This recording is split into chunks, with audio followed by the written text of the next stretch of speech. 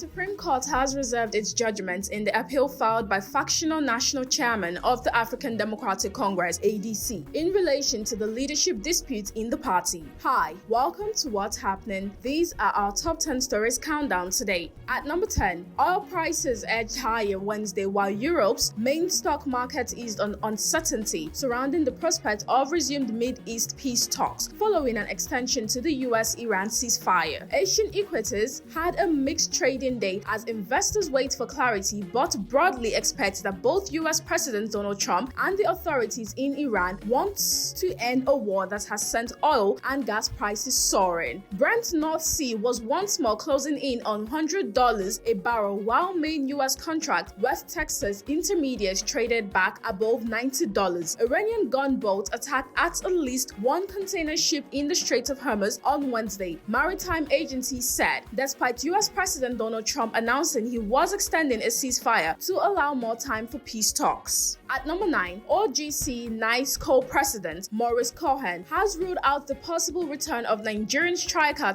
Moffi and Jeremiah Boga, who left the club in acrimonious circumstances during the January transfer window. Punch Sport Extra reports. Both players were attacked by angry fans at the club's training ground following a 3-2-1 defeat to Lorient in November 2025, with reports stating they were hit, kicked and spat on. According to Get French Football News, Moffi and Boga were targeted due to separate incidents. Moffi, a former Lorient player, was seen laughing while Lorient president Luc Ferry on League One Plus after the defeat, Nice's sixth consecutive loss in all competitions. At number 8, the Senate has directed the Chief of Defense Staff, General Olufemi Oluyede, and other service chiefs to carry out a comprehensive operational and logistical audit following recent attacks on military formations in Benishek and Monguno, Borno State. The resolution passed during plenary on Wednesday mandates an in-depth review of the circumstances surrounding the assault, including an assessment of equipment adequacy and adherence to rules of engagement. Lawmakers also called on the armed forces to address any gaps identified in the course of the audits. At number 7, the Rivers State Police Command has dissolved all tactical teams in the state and warned officers against extortion and other forms of unprofessional conduct. The command said the move was part of efforts to enhance operational efficiency, professionalism, and restore public confidence in policing. It also announced the creation of a new formation, the Violent Crime Response Unit, to handle cases of violent crime. The State Police Public Relations Officer Blessing Agabe disclosed this in a statement issued in Port Harcourt on Wednesday. Agabe said the directive was in line with ongoing reforms by the Inspector General of Police, Olatunji Rilwan-Disu, and is being implemented under the leadership of the State Commissioner of Police, Olubenga Adepoju. At number 6, the Special Agro-Industrial Processing Zones program in Kano State has commenced a community engagement and awareness campaign across 8 additional catchment areas to educate farmers, traders, women, and youth on opportunities under the initiative. This was disclosed in a statement issued on Wednesday by the Knowledge Management and Communication Officer of the SAPZ